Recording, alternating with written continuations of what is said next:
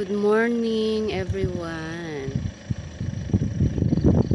I-flex ko lang itong aking daanan along the way dito sa Nagilian, Baguio.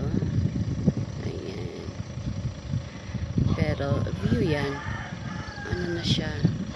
Part na yun doon. Kung nakikita nyo, magkahalo na yan na Baguio tsaka sa banda dun naman is bandang La Union na doon. Itong mga tanawin na gustong gusto ko nakikita. Yan ang perks ng traveler.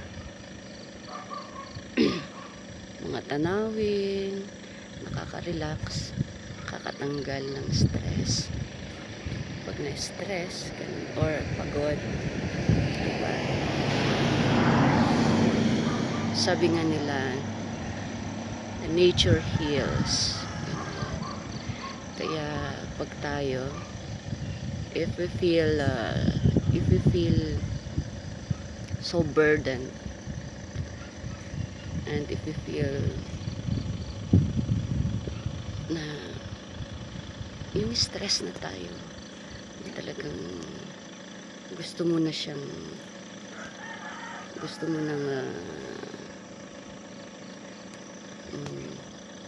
sumabog pa because of different emotions. Punta ka daw sa sa nature, observe the nature.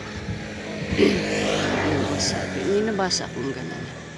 Yun ang sabi nila, para daw kasi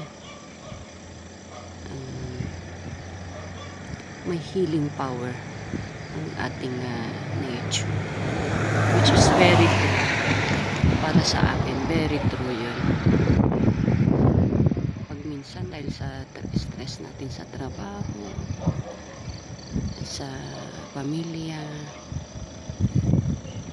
kung sa akin sa trabaho talaga very stressful ang trabaho, ganon.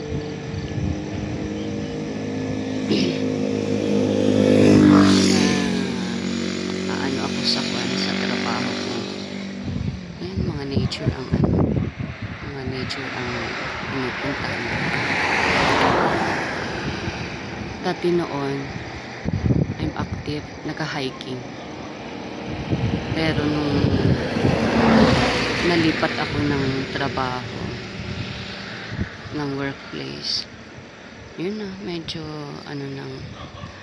yun, tingnan nyo yun, that is sunrise, pero natatakpan ng mga clouds. Umaga pa lang kasi ngayon, it's only 6, pero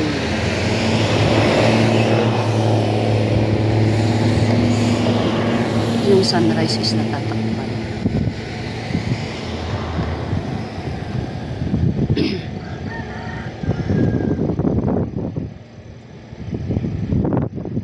It's God's perfect way of healing the burdened mind.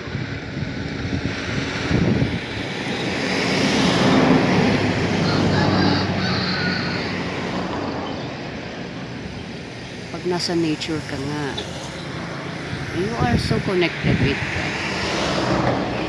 Diba?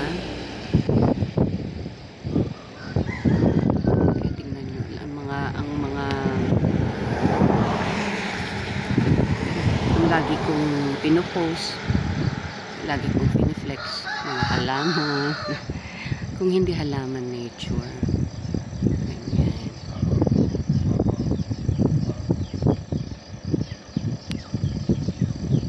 Pero pasensya na, hindi naman ako masyadong fan sa pag-video, capture, mga pictures, ganyan. I'm not a professional naman kasi. Kaya pagtiisan nyo.